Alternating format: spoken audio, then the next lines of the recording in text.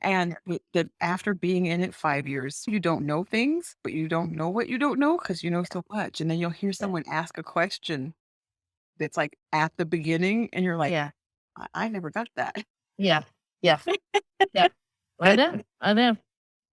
I know. Like we did a QA for our podcast people last night and it was great. But there were a couple of questions that I was like, oh my gosh, like that is a beginning question. I haven't thought about that in forever, but it was good. It was good to think about it again. You know, Yeah. Or the answer to the question has changed since we yeah, now, yeah. I mean, are you scaling back to one book a year? I have never made that decision, but that's how it's turned out. About a book a year. This year, I'll put out a novella and a book, but that's because I wrote the novella last year and put it in my newsletter. But yeah, I've had to change my thinking on some things because I can't really, I say I can't. I don't put out books fast. Mhm. Maybe I could if I was a different person, maybe, but I just don't know that I could. I wanted to play with big girls and I did. I played with big girls and I made money but the bottom line is I can't really compete with them because I don't have enough books. And so I've had to decide like, what do I want? Do I want to make myself nuts or do I want to make the money I need to make? Just that's the thing that I have done. I think that a lot of people haven't done is that I've consistently made pretty much the same amount of money since my second book, since the third book came out. First and second book, I was making consistent money, but it wasn't live on money. Mhm. It's more than replace my job. It's what we need from me to live on. It goes up sometimes, especially if I have a release, it'll go way up, but it pretty much levels back out at this amount because I've decided this is how much I'm comfortable spending Mhm. um, for advertising and stuff. And so I'm okay. I have to be okay with that. My ego wants to say, no, let's do more. But the realistic and practical part of me that wants to spend time with my family, that wants to spend time with my 6 grandchildren is like, no, you don't need more. You have what you need and you get to do this for a living. So find your contentment in that. And if something happens and something takes off, great. But I'm just not chasing that like I was. I'm just not chasing that. I don't, is it fame? Maybe it's fame. Maybe it's notoriety. I'm just not chasing notoriety like I was. What I think is rather ironic is you're not chasing it, but you have it. Your name is known, and because with your podcast and Yes. your books are funny and Thank you. they're good. And it was something Craig said over the course of the years was you define your success. You don't have to make X number of dollars. Mm, Some people just want to write to be able to pay for their car. right, right. Exactly. And so and I did not really have that mindset when I started. Like I wanted the big bucks. I'm not going to turn it away. Do not get me wrong. Like they want to give you the big bucks, I'll take the big bucks. I'm just not chasing that because it does not make me happy. It makes me anxious to that is my goal, that kind of money focused notoriety.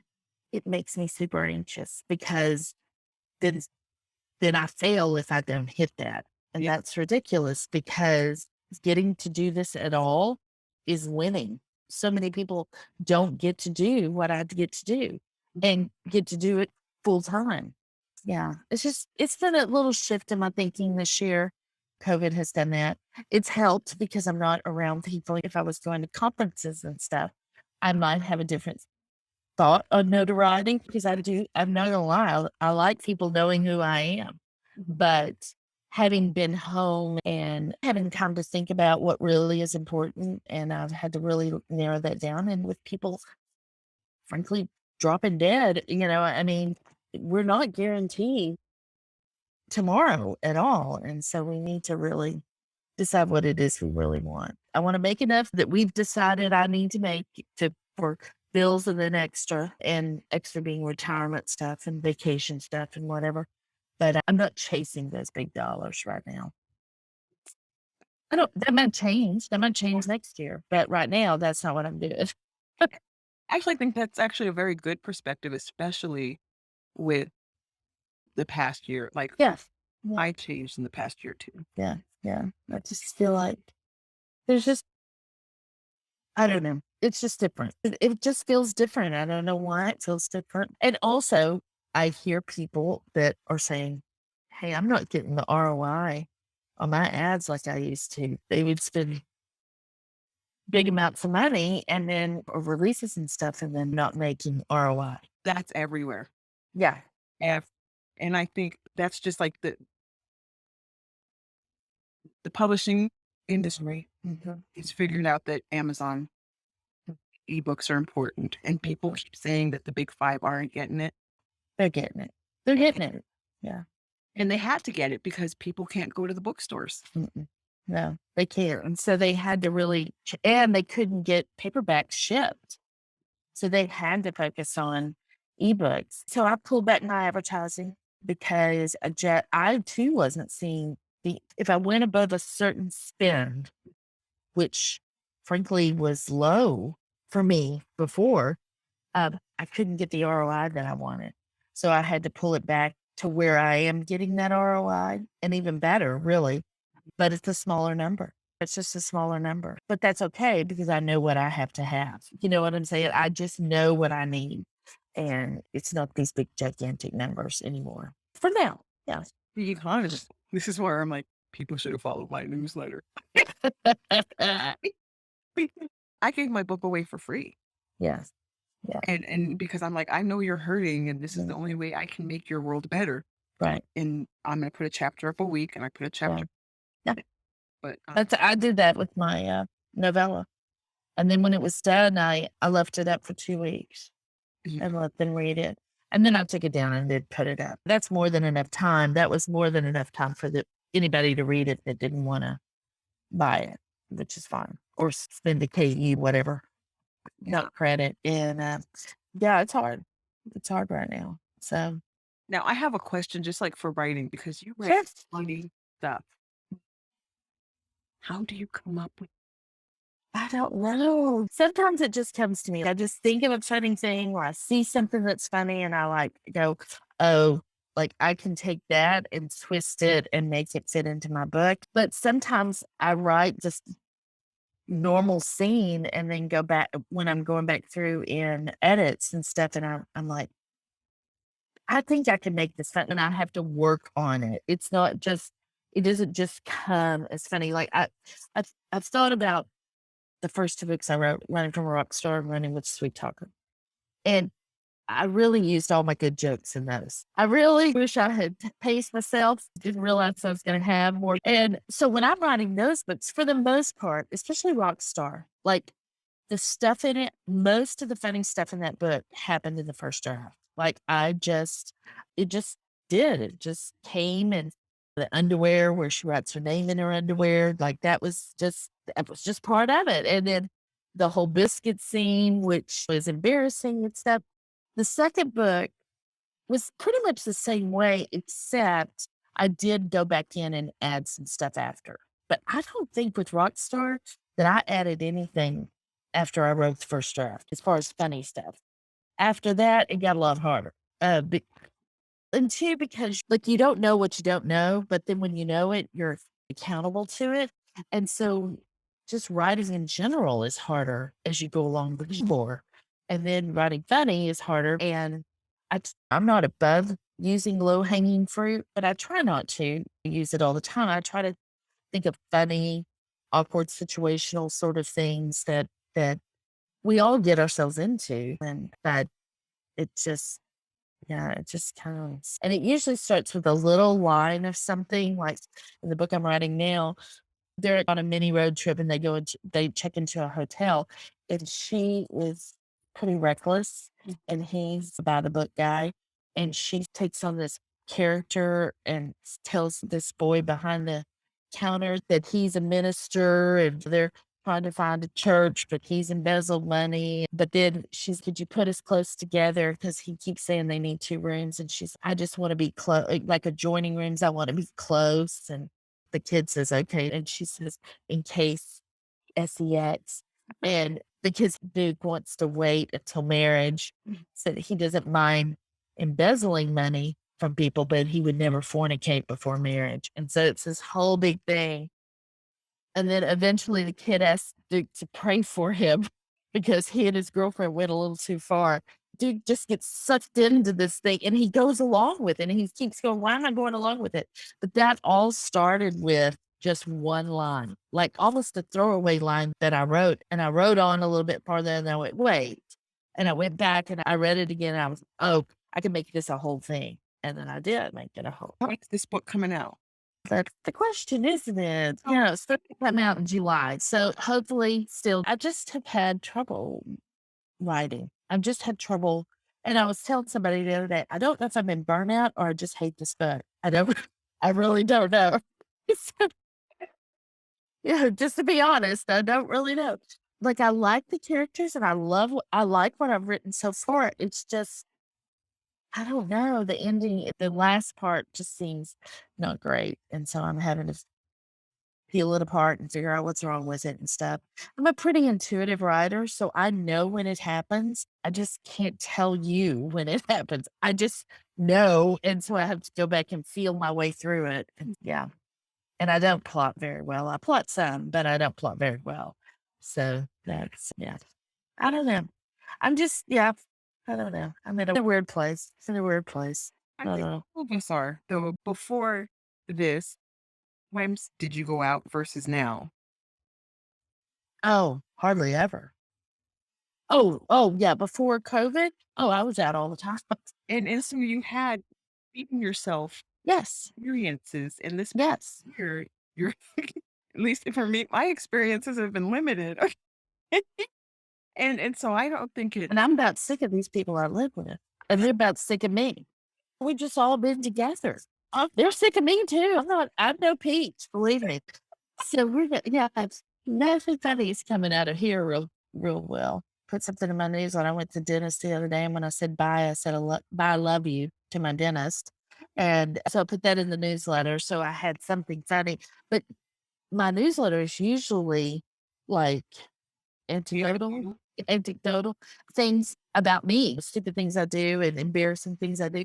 But for a year, like it was pretty dry newsletter because I couldn't go out and embarrass myself. So Mhm. yeah, it was slim pickings there for a while. I get energy from other people.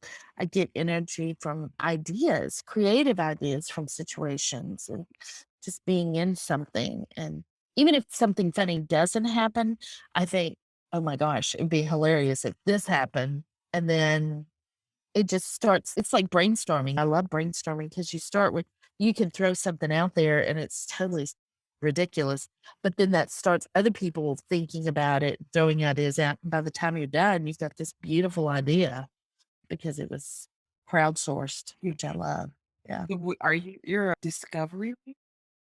I am to a degree. Mhm. I know the beginning, usually I know the middle, and I know the end. And then, like with this book, I actually know more than even that. But for whatever reason, it's just not resonated with. I've changed it a few times because it just didn't feel right. But I do have a bad habit of when it gets hard, I start thinking, oh, I got to change it. I got to change it because it's hard. And sometimes I just need to write through the hard and make it work. But it's sometimes hard to know which one, where I'm at. Is it really just hard or is it really not working? But like this one, I don't know if you can see, like I have this whole thing here. That's more than I usually have. And I'm struggling. So Now, wish okay, I now could say I'm awesome, but I'm not. I'm just struggling like everybody else. I So, think I I'm not glad to hear that. yeah. But I am because I went from writing a book a month Yeah. to Yeah. I started the book I'm writing now in November, Um, and I'm still yeah, that's gotta be stressful and anxiety inducing because when you can't do something you could do before. That's tough. I know I have actually, this is why I mentioned that when you said 1 book a year, you reframed it for me Okay. because, one, my definition of success, do I wanna be a six-figure author? Yeah. Sure. Am I Yeah. gonna get there? Possibly. Mhm. If I don't, is my family gonna not love me? No. Yeah. But when I think we were in a clubhouse room and you said that, and I went, "She's right. I just need to have fun with these characters, or I need to Yeah. figure out what was going on." And then it dawned on me, and my characters just started talking to me. My dude or my guy, male lead, romantic, whatever, Uh-huh. Tim Tebow. Oh, yeah. Okay. And so I was doing Tom Brady. Oh, yeah. No, no. No, no. And, Big difference. Big difference. and so, and then once I decided Tim Tebow, he talked to me and it's flowing. Yeah. But the whole point I'm coming back to this is when you said that, you reframed it for me Mm. and you helped me realize like why I went into this. I went into this to be the Louis L'Amour of romance. Yeah. Not like a Western type of a thing. He wrote stories that resonated and he Right. wrote stories that endured. Your stories are like that. Oh, thank you.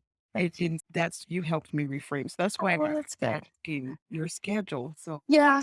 I I don't have a schedule. I don't have a schedule. I don't have my poor editor. She's gonna fire me. You know she is. I love her. She's just the best.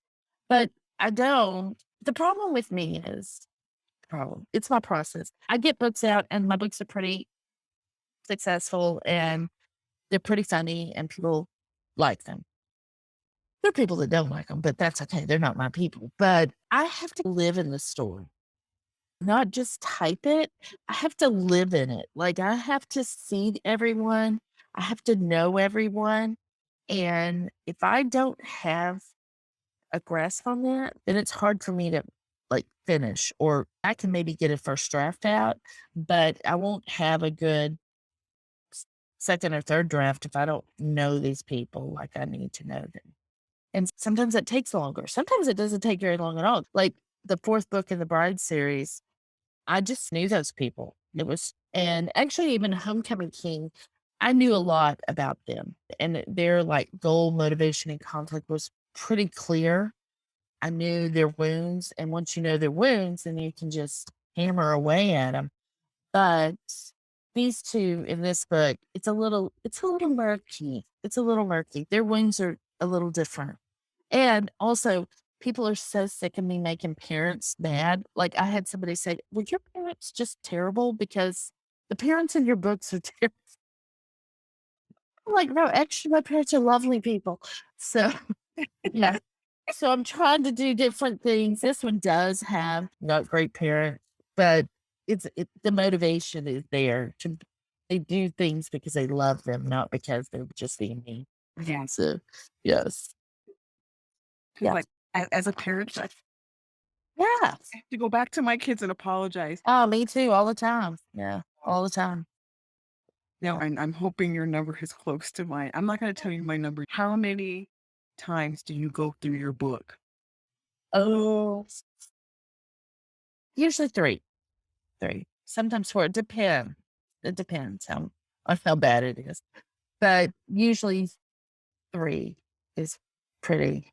Okay, so what's the first one's your draft? First one's my draft. Second one, I go through and just add things on the wall, the settings. I don't like to write that when I'm writing first draft. Actually, though, I will say that I went back and read the beginning of this book, and I've done a lot better job of that in this book than I have even any of my other books. So I'll have less to do with that. But I also add emotion. I'll use cliches in the first draft, and then I go back and try to change those cliches to something different. Her hormones were doing high kicks, or her ovaries were doing high kicks, or something, as opposed to whatever. And so I try to come up with funny or different ways to say things. And then the third time through is really just making sure that there's continuity through the book, that I'm giving people what I think I'm giving them. And so I'll read it and then I read it on my Kindle and make notations on my Kindle. I do notes because I can see things there that I can't see just reading it. on the computer. And then I go back in, use those notes and go in and fix stuff. Then it goes to my beta readers Oh, you're big. because I have such bad grammar that if they find something major and I have to change it, I want to change it before I send it to the editor because I don't want to have to resend it back to my editor. Even though she's done that for me before. She said, just send me the sections because she knows I'm bad grammar. And clearly. But yeah, I do beta readers and then I send it to my editor. I will this is probably the book I need to, but I haven't. Send it to finish first draft and then send it to a developmental editor that I have that I really like. She's really good. And then get it back from her and start my edits that way. Because I send it to her pretty raw. But anyway, so I do my 3 edits and then I do beta readers, decide what I'm gonna take and get rid of with them, and then send it to my editor. And then she does she does a heavy copy edit. So some of the stuff she does is she'll say, this isn't working like you, or in the last book, you had this set up like this, and then this, you're not really doing that. You're not paying off or whatever. And so I have to go in and fix it. But for the most part, it's mostly just accepting her stuff and then it goes to a proofreader. And then it still has typos. Yeah. Yeah. You go through 5 times Yeah, yeah, because and you were putting out a book a month. How do you do that? I don't even know. well, no, I wasn't putting it out. Oh, First draft I wrote, oh, oh, okay. Okay. Yeah. and then Yeah. what I do is I go through mine, like, probably, like, 6 times, Oh, wow. That's right a lot. before anybody else see it. Yeah. Yeah. Oh, no, I'll send mine raw to the developmental editor. I'm like, hey, I tried to fix some things. I made some notes in the margin for you. Go ahead. See, I think I'm an overachiever because 'cause I'm like, "I want this editor to love my book." Oh, yeah. No, she's so good. She'll like, I love this, or this was a little shaky. I didn't really understand. And I'll look at it and go, probably because you're missing about 5 pages. That's probably what happened. So I left out a whole chapter. Jeez, what is going on? I know. Or I'll get to the sex scene and just get sex. Like it's always the last thing I write. It's always the last thing I write because it's something I don't like and I am getting better at it, but it just takes a lot of focus. Because now those scenes I will go through 5 or 6 times because I want them to be right and I don't want them to ever be throwaway. I don't want it to ever seem like that I just phone that in because I, I think you can tell that in a book when an author doesn't really care or isn't really comfortable. And in the beginning, I wasn't real comfortable writing sex scenes, but I've gotten better at it. But I want those to be good. The whole thing hinges a lot of times on those, and so I will edit those multiple times just to make sure they have the right emotional impact. Because my sex scenes aren't very graphic. I think some people would say they're graphic, but compared to a lot of other people, they're not very graphic. But I want them to be I just always want the emotion to be there. And even if it's like a fling or a one night stand or something like that, there's still got to be some element of emotion in it. And if it doesn't have that, then to me, it's not satisfying. So I try to fix it. Yeah. Okay, this is a good question because I think you're there. At what point where you think your story's rubbish? Can you tell me this is a British person asking me to ask this question? Yeah. At what point do I think it's rubbish? Yeah, like, you write and you're like, "Oh, this is horrible." Like, pretty much all the way through. Maybe the first 2, I did because I was working with critique partners, so I knew that if there was a real problem, they were gonna tell me that I had a real problem. But after that, I'm not sure I've ever, like, sent off a book and gone, "That was a home run," because I always think there's something I can do better. But I know I have a problem when I am writing and I'm bored or feel like I'm rambling. Like, in fact, I just got rid of probably 5,000 words because it was 2 chapters that I was like, I just feel like I'm talking and nobody's listening. Like these people, nobody's listening to them, not even me. And so I went back and read it and was like, yeah, that doesn't even need to be in there. So I just got rid of it. But yeah. And usually after the first draft, it's always bad.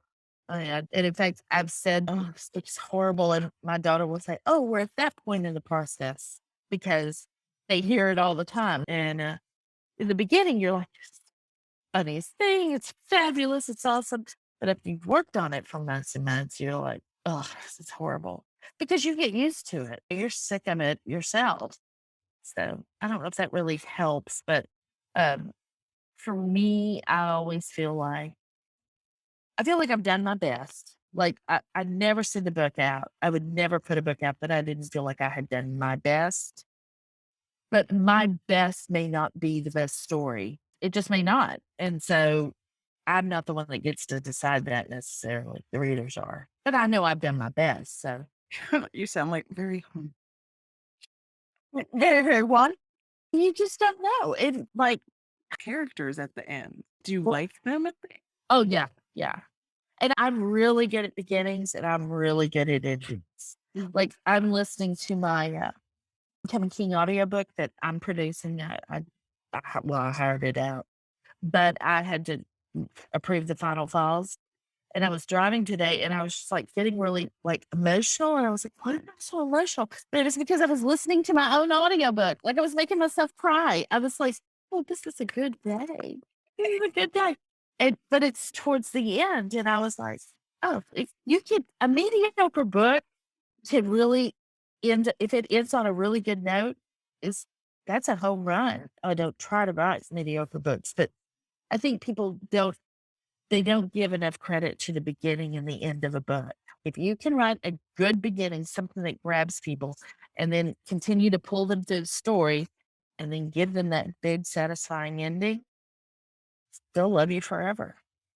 They'll love you forever. Because I've read some books that were not great in the middle, but I loved them because they gave me all the feels at the beginning and then at the end. Yeah, I know what you're saying. Yeah, Okay. those dopamine hits are and I'm not talking about sex. I'm talking about just that emotional satisfaction of these people coming together, getting together, great big grand gesture that's so perfect for the other person. And yeah, We're just talking about, I'm like, I know the book where you close it and you just go, you just have that awe moment. I always want to write that book. yes. And you know what? I like some authors, and you're do this. So I their voice, they're just hearing or reading their author's voice, and you just get this sense of like contentment, like it's your happy place. Oh, that's so nice. Thank you. Thank you. But yes, I have that. Lisa Kleypas, she's one of those authors for me. Susan Elizabeth Phillips is one of those authors for me. Because I read those, that's the romance I read when I started. That just, it's like a friend almost. Exactly. Yeah, I love it. I love that. And one thing I've had to come to grips with is that my stuff is a little different. It's not because it's rom-com, but it's not clean. But it's also not really raunchy either, which I love raunchy rom-coms. Like, there's some authors that just crack me up, and I'll read them all day long. But I'm somewhere in the middle, and sometimes that's a good thing, and sometimes it's not. But you just have to find your comfort level and write that story. And so that's my story. Somebody asked me, "Well, would you ever want to write like a clean rom-com?" And I'm like, I could probably get rid of the sex. I just don't know if I could get rid of the cussing. And my mom says, it's because you like to use those ugly words. I know, I do. Question. So, what advice would you give to authors trying to write their first book? Huh? I'll do that one, and there's a follow-up question. Okay. It follows the same lines. Okay. Okay. So try to write the first book. Just stop working on the first act of that book. Stop editing the first act of that book because that's what a lot of us do. We write that first act and then we just like, oh, that's the best part. So we just keep cleaning it up and we don't continue on and finish the book. So stop editing and keep writing and get to the end. That's the biggest thing. Finish that book and then you can fix it. Like you might not know you can fix it because it's your first book, but you can And what I know now is I it. Mhm. I just have to get to the end. And sometimes I forget that. So Now then you're ready for the next one. yeah. What advice would you give an author trying to write their 10th book? Ugh, I don't know because I haven't written 10. Oh, I don't know. That's a good You're a writing coach, question. right? You're a writing coach, or are you just like the business part of it? I am a writing coach, but it's mostly it's mostly marketing stuff. But I will tell you that I think just for me that like every book does get harder. And because we're reaching higher in the tree, we're reaching higher. We want to be better. We want to do better. So it's okay to do that. Just don't let it cripple you. Don't let it, don't let it stop you from finishing the book.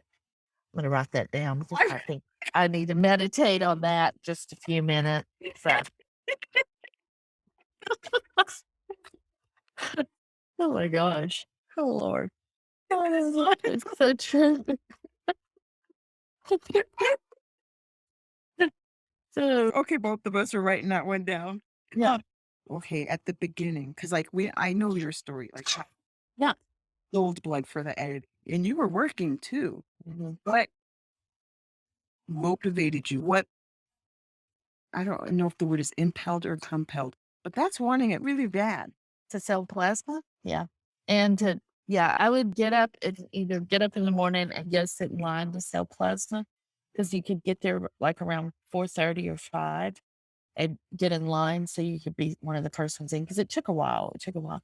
I did that for a couple of months and or I'd go after work and then everybody's there and you're there for 3 hours. And so, yeah, I wanted to do it well.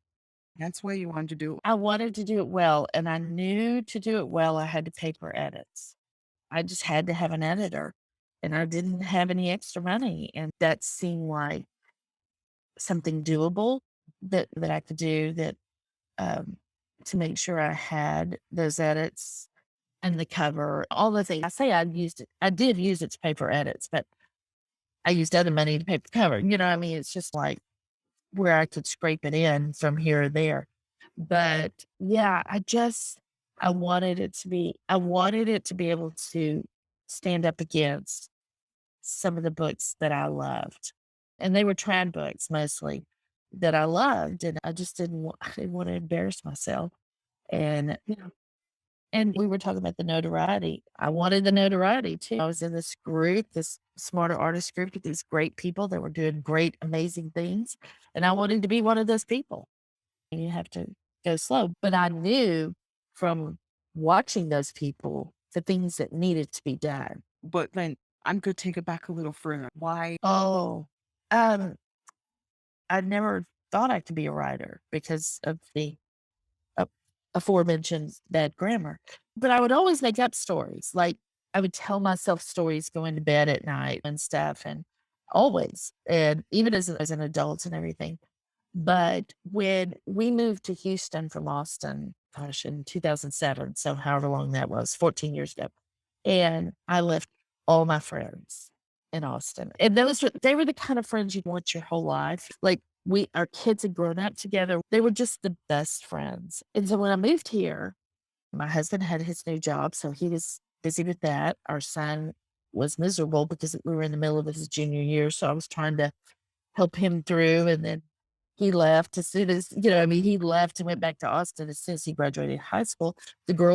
My girls made friends, but I didn't have any friends. And for years, I really just did not have any friends. I had people I knew, people on their like sports teams that we would do stuff together, but they weren't those friends. And so I just got lonelier and sadder and sadder. And I started reading, like really reading a lot the year after we moved here. Twilight was my gateway drug to romance. And so I started reading that and then just read a bunch of other stuff. But one day, a friend of mine had wanted me to read Nobody's Baby But Mine by Lisa Kleypas. No, I'm sorry, Sugar Daddy by Lisa Kleypas. And I was like, I'm not going into the bookstore because I didn't have a Kindle. I'm not going into the bookstore and buying a book that titled Sugar Daddy. That just it's the funny thing about that book is it's not even about that. It's so weird. But Walgreens had the hardback on sale for $5, and I thought, "It's right next to the register. I could just get it and get out, and nobody will really see." And I love that book. That was one of those books that you close it and you just go, it's just so satisfying. And so then after I read that, I was at Barnes and Noble and this lady was there and I said, "Can I recommend a book?" And so I recommended um, Sugar Daddy. And she said, "Can I recommend you a book?" And I said, "Sure." And so she recommended Susan Elizabeth Phillips' Nobody's Baby But Mine. Like it's part of a series, but it's right in the middle of the series. But she said, "This is my favorite." I said, "Okay." So I brought it home and I started reading that book. And I'm not kidding you. I had to put it down to go wipe my eyes. I was laughing so hard. Like I'm here by myself, cackling, laughing. And it was the first time I had laughed like that really since we moved here. And I remember thinking, if I can make somebody feel this way, that would be the best thing in the whole world. But even then, I still hadn't considered writing. I had done some other like, I was an actor, I did some stand-up, but I just didn't, but then a few years later, my reading buddy, it was gonna be her birthday in 3 months, and I was trying to find something meaningful because she lived in Austin, and we had just really grown close, even though we were but we had bonded over books, and so I was trying to come up with something meaningful with books or whatever. I thought, "I know, I'll write Jennifer a book for her birthday," because she doesn't care if I have bad grammar. And for heaven's sakes, I had 3 months. How hard could it be? I'm an idiot. And I quickly wrote myself in a corner with that book, but it wasn't all horrible. And the act of writing it was so satisfying. I've got maybe, I don't even know, maybe 15,000 words in that book. It was pretty, I was in a corner, couldn't get out, didn't know how to get out. So I tell her, I'm like, "Jennifer, I was gonna write you a book, but I can't do that, but I was going to. You wanna read what I've written?" So she read it, and she laughed, and we had a good laugh, and then she said, "You have to do this." And I was like, "I can't." And she said, "Yeah, you can." And so we roughly brainstormed Running from a Rock Star, which I had called Rock My World forever. Then when I went to put it out, there were a lot of Rock My Worlds, and a lot of them were erotica, and I was like, "Nah, I can't do that." So, because I just didn't wanna it's okay if there are a couple of them. There were like 6 throughout my world. So I was like, "I'm not doing that." But then it took me years, but once I started Rockstar, it was like, this is exactly what I'm supposed to do, and I can write this book in such a way that it will make people feel the way I felt when I read Susan Elizabeth Phillips' Nobody's Baby But Mine. And not to compare, I'm not saying I could write it as well. I could do that. I knew I could write it funny, and I just didn't know how to write. But I joined RWA and I got involved in a critique group, and they taught me to write, and they kicked my butt for about 6 months. Kicked my butt. I even had someone say, "Sentence has a subject and a verb." Like, you do know that, right? You know what? I just had to unlearn all that. I know. I'm taking writing craft class, Yes. and I'm the reverse of you because I write these mile-long sentences and Yes. shorter sentences sell. Yes, they do. Yeah, and that does help me. It did help me in the beginning, but, like, one week during critique, they got me for run-on sentences, and I'm like, "Okay, I kid you not, my pages looked like they had bled to death because of sentence fragments." And at that point, I was like, "I don't think I can do this." I didn't cry until I got in the car, but I cried all the way home because it was just so hard. But they were hard on me because they could see that I could tell a story. And so I just needed to learn to get it down on paper.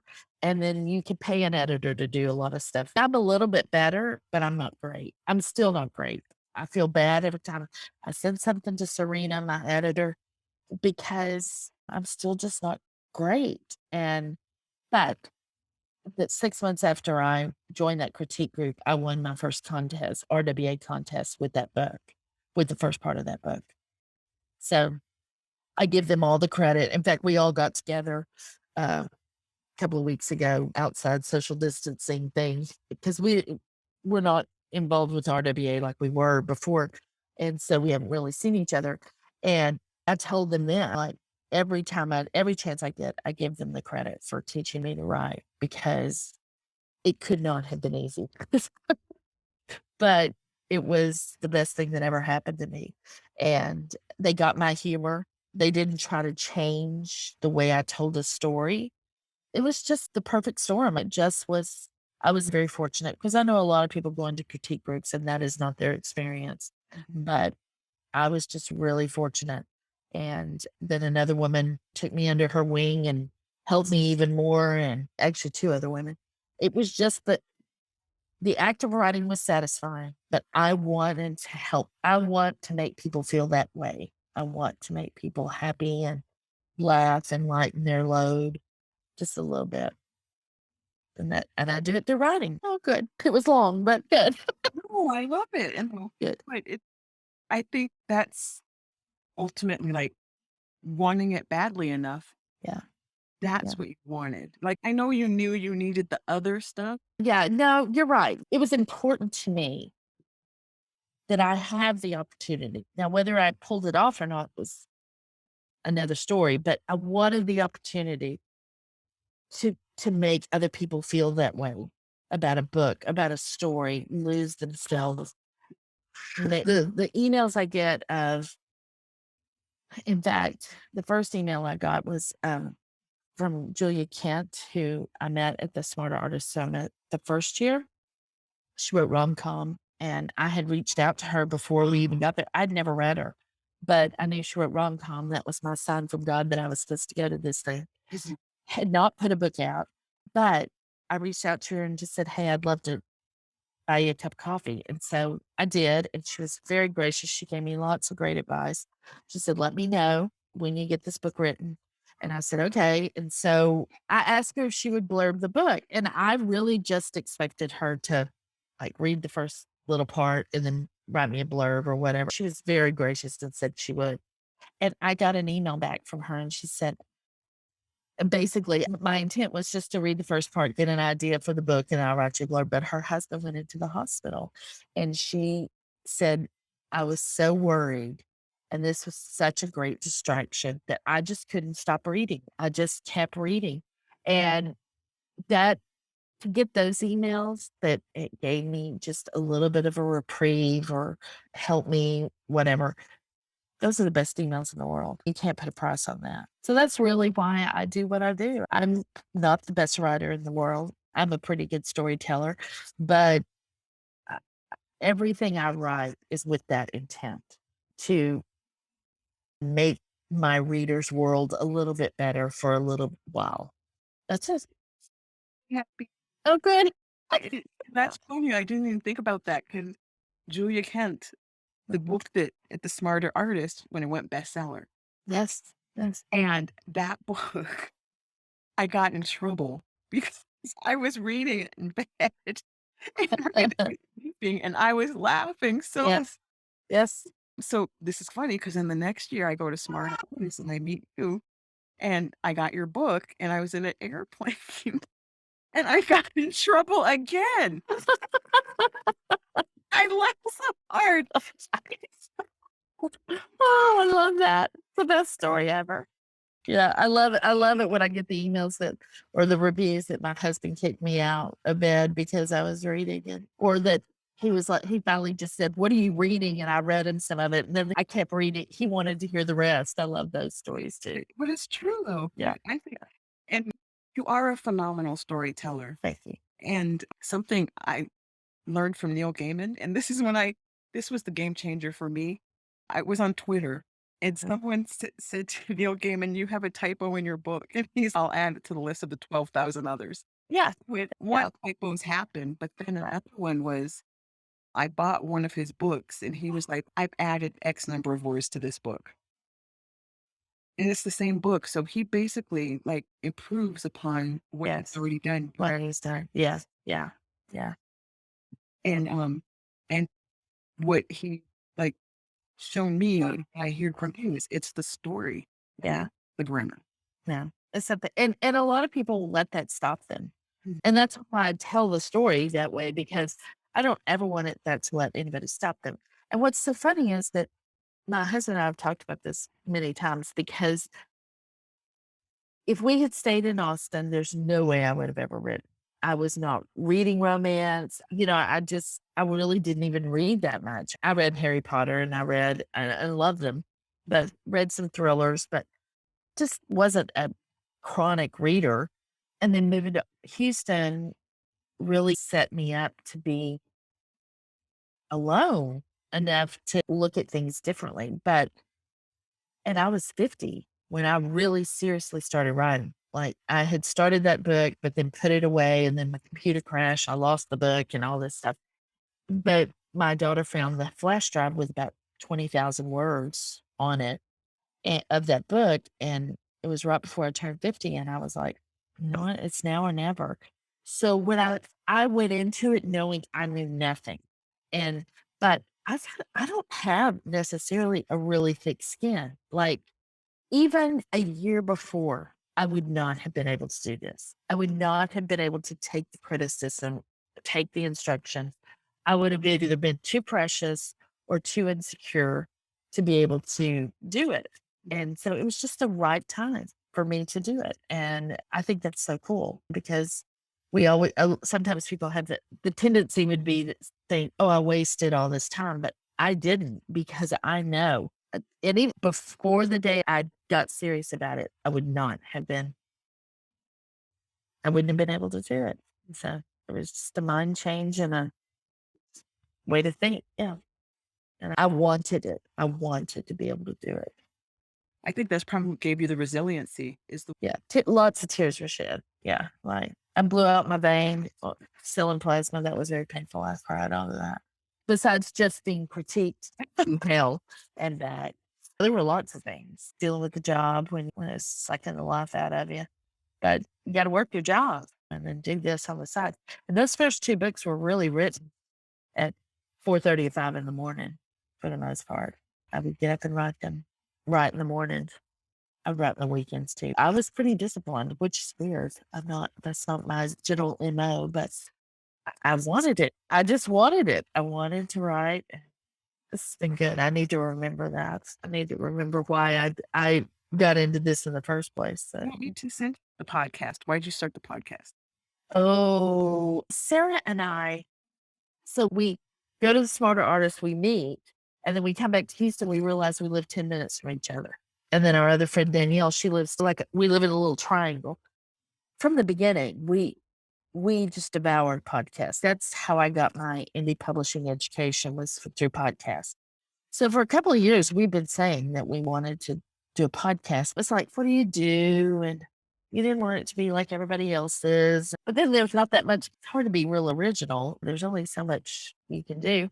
And so we just decided in 2019 that we would do it, that we were going to do it. And so we thought about it for a long time. We decided we'd do interviews, and our intent was to gear it towards people who have been writing for a while.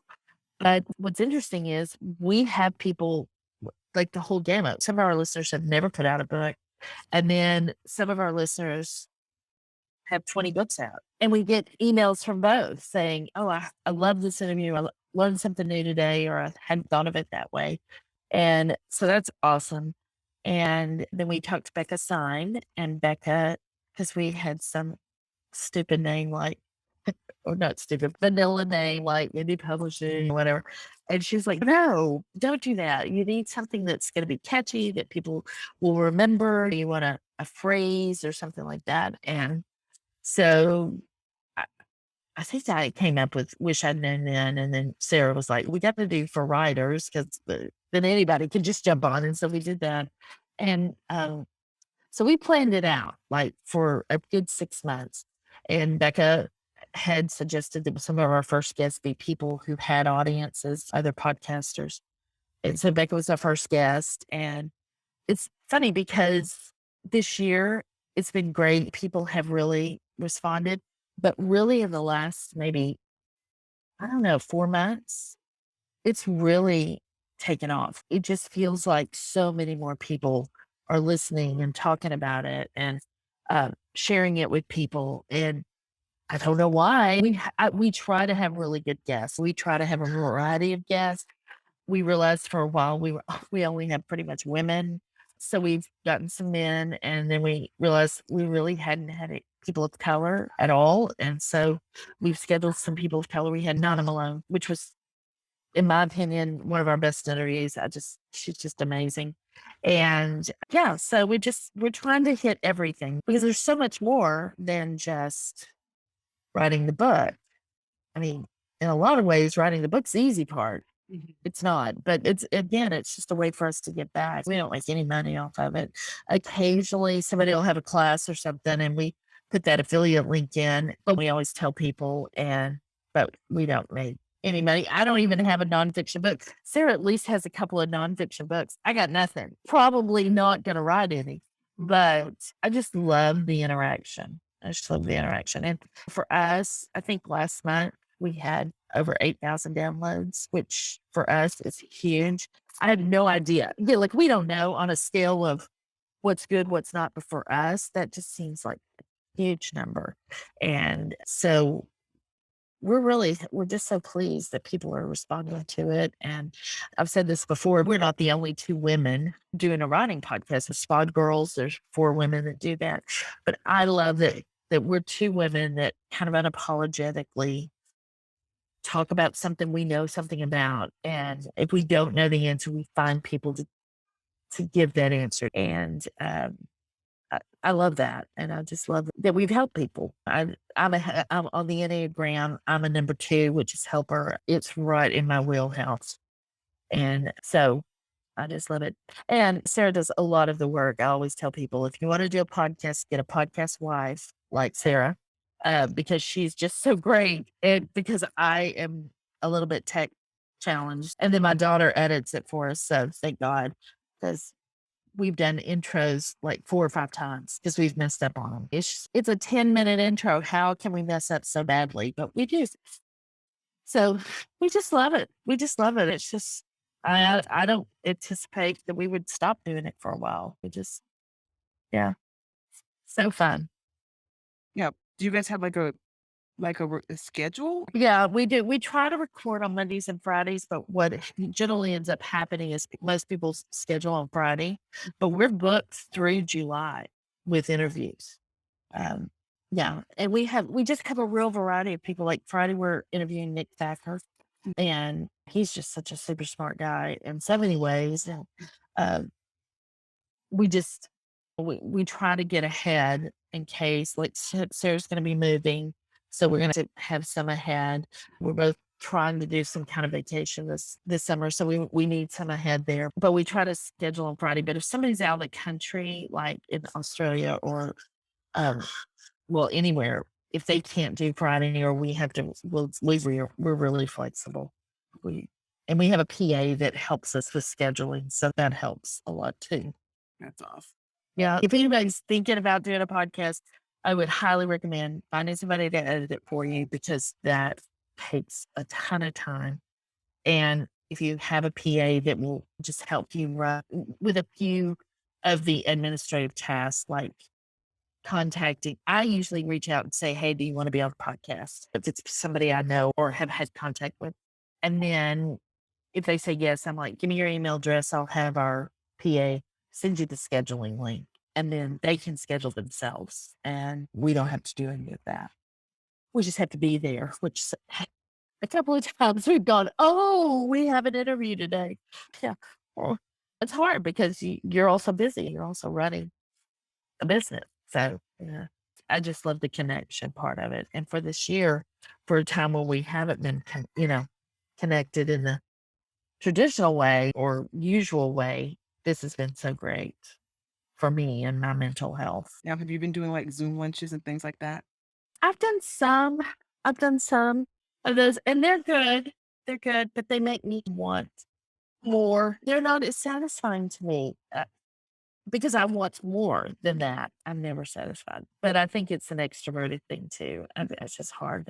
I'm not 100% an extrovert. I know people think I am, but I do enjoy my time alone and quiet, not using words. No, you're right. It's a little less than most people. We are starting to open up. Yeah. Like, We are too. We are too. Yeah. and it's amazing. That thing, the little GIF where you have the 2 kids and they run. Yes, yes, yes. Yeah. Okay, that is almost what it's like. Okay. Yeah. I know. I know. A school band concert, and you would have thought we were, like, in it's oh, no. I know. It is true though. It is true. We're just all desperate for, or most of us are desperate for some human contact. But my husband was home for more than a year. He just went back this past month to work, to the office. Wow. Yeah, so that was a big adjustment. Men and women are not meant, they are not made to live 365 days, 24 hours a day together. They are not. I'll find anyone that argues with me on that. That's, no, no. They would tell you the same thing. No, it is, it's just funny just because Yeah, it's crazy how, like, yeah, you get together with one person and, like, they're your everything, and then yeah, sometimes you're like, "Even less." yeah, yeah. I'd like less of all of that. Thank you.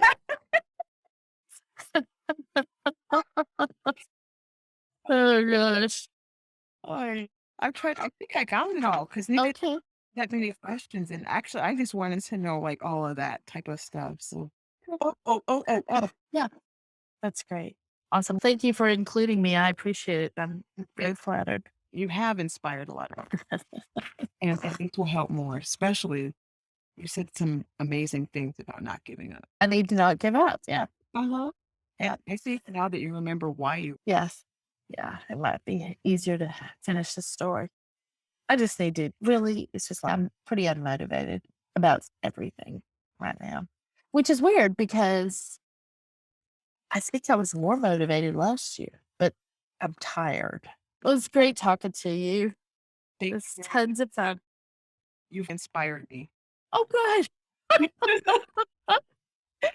Watch, I'll email you, "Jamie, I finished the book in 2 days." Oh, good. Oh, good. I hope I email you the same thing. I'm not finishing the book in 2 days. Yeah, me neither. But I'm pretty close. I'm pretty close. I just can't figure out the big black moment. That's my big problem. Black moment? Just yeah, I usually know what the black moment is, but I don't. And it's changed. I'm good at these. What's the wound? What's the what? Oh, that's another. He feels to show any emotion makes him very weak. He heard his dad say, "I can't believe I'm raising such a pussy." When he was about 7 or 8, 8 or 9, I guess he had broken his arm and made kind of a scene at the baseball field and embarrassed his dad. And then just a few days later, his dad leaves. His dad doesn't leave because of that, but he thinks that's why his dad leaves. So he either shows really fake emotion or he doesn't show any emotion. And so and then hers is abandonment. Like her mom died of cancer, but she feels like her mom abandoned her because she didn't try to take any medicine or anything. But it was because it was so bad that it would have just made it all worse. But she does as a little kid, she didn't really know that. And then her dad, she's a tennis player, and so her dad's her coach, and she just feels like she's only good to him. He only loves her because she wins, basically, kind of thing. So it's a little hard. It's a little hard. It's a little mushy. It's a little mushy. That's the problem, Mary. It's mushy. Oh, I'm like, I even out my little my what would he do if he was forced to show emotion? Yes, and I think he will, and that's the thing. Actually, I think probably too, because it's a small town. This incident is something that was relived, replayed, whatever, and so he's embarrassed. And so there are a couple of times in the book where things like he gets arrested because he's trying to stop the pet pig. It's a long story, but he gets arrested and he's never been arrested and he's very humiliated and stuff. And she keeps daring him to do things and he keeps doing them, but then he gets arrested. So I figure it's got to be something where either they get publicly embarrassed, like they get caught skinny dipping or something like that, where he's publicly embarrassed, or because she's the wild child of tennis. That's what she's known for. And he's all about being professional. He's her trainer. He doesn't, he's already feels like he's crossing a little bit of a line. And so if they called them like the couple of tennis or something like that, then that would really humiliate him, you know. So I could do something like that. I'm like, yeah, I think you got it.